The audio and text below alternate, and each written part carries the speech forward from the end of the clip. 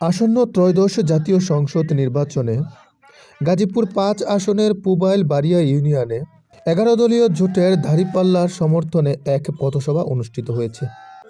শুক্রবার সকালে পুবাইল থানাধীন বারিয়ার ছোট কয়ার, বড় কয়ার সহ ইউনিয়নের বিভিন্ন এলাকার মানুষের ধারে ধারে গিয়ে দাঁড়িপাল্লার পক্ষে ভোট প্রার্থনা করেন। এ সময় পথসভায় প্রধান অতিথি বলেন, বাংলাদেশ জামায়াতে ইসলামী ক্ষমতায় গেলে নারীদের অধিকার নিশ্চিত হবে, উন্নয়ন হবে রাস্তাঘাটের। মানুষ, সকল ধর্ম, বর্ণ, শ্রেণী পেশার মানুষ, তাদেরকে নিয়ে আমাদের কাজ করতে হবে। আমাদের যে পরিবর্তনের অঙ্গীকার, সেই পরিবর্তনের মাধ্যমে সকল শ্রেণী পেশার মানুষের ভাগ্যের পরিবর্তন ঘটবে। আমরা চাই একটা সুন্দর সমাজ, আমরা চাই একটা ইনসাফ ভিত্তিক সমাজ, আমরা চাই দুর্নীতিমুক্ত সমাজ, আমরা এমন সমাজ চাই যে সমাজে মাদক থাকবে না, আমরা এমন সমাজ চাই যে সমাজে আমাদের যুবক ভাইরা বেকার হয়ে হন্য হয়ে ঘুরবে না। তারা লেখাপড়া করার পরে কর্মসংস্থানের যখন তাদের বয়স হবে, তখন সম্মানজনক একটা কর্মসংস্থানের সুযোগ হবে। আমরা এমন চাই, সমাজ চাই যে সমাজে দুর্নীতি, লুটপাট আর দুঃশাসন থাকবে না। বিগত 17 বছরে আমার প্রিয় মাতৃভূমির কোটি কোটি, হাজার হাজার, লাখ লাখ টাকা বিদেশের মাটিতে পাচার হয়েছে। এই টাকা যদি আমার দেশের মাটিতে থাকতো, তাহলে আমাদের যুবক ভাইদের কর্মসংস্থানের কোনো সমস্যা হতো না।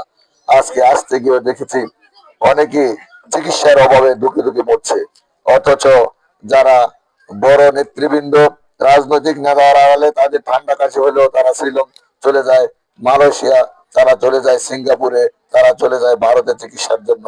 অথচ আমার দেশের অনেক খেটে খাওয়া মানুষ, সাধারণ মানুষ, তারা চিকিৎসার জন্য 500 টাকা ব্যয় করা তাদের সামর্থ্য নাই। এই দেশের প্রতিটা মানুষ আমাদের কাছে আমানত, প্রত্যেকটা মানুষের অধিকার সংরক্ষণ করা আমার আমানত।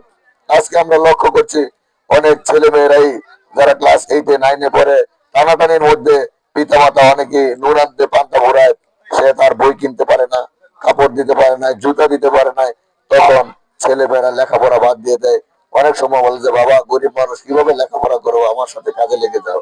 অথচ একটা সন্তানের পিছনে 20,000 30,000 টাকা খরচ করছে, দেখা যায় আমাদের দেশের টাকা লুটপাট করে তারা তাদের ভাগ্য বরণ করছে।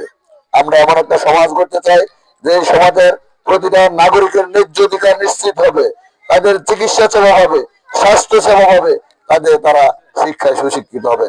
আপনারা কি চান এমন একটা সমাজ? আমি এই বড় কয়ের আশুতিয়ে গিয়েছি, রাস্তাঘাট দেখেছি, সরেজমিনে দেখেছি। আল্লাহ তাআলা যদি সুযোগ দান করে, ইনশাআল্লাহ এই রাস্তাঘাট গুলি যেগুলি অসমাপ্ত রয়েছে, যেগুলি মেরামত করা দরকার, সংস্কার করা দরকার, প্রায়োরিটির ভিত্তিতে ইনশাআল্লাহ এই রাস্তাঘাটের সংস্কার করবো ইনশাআল্লাহ।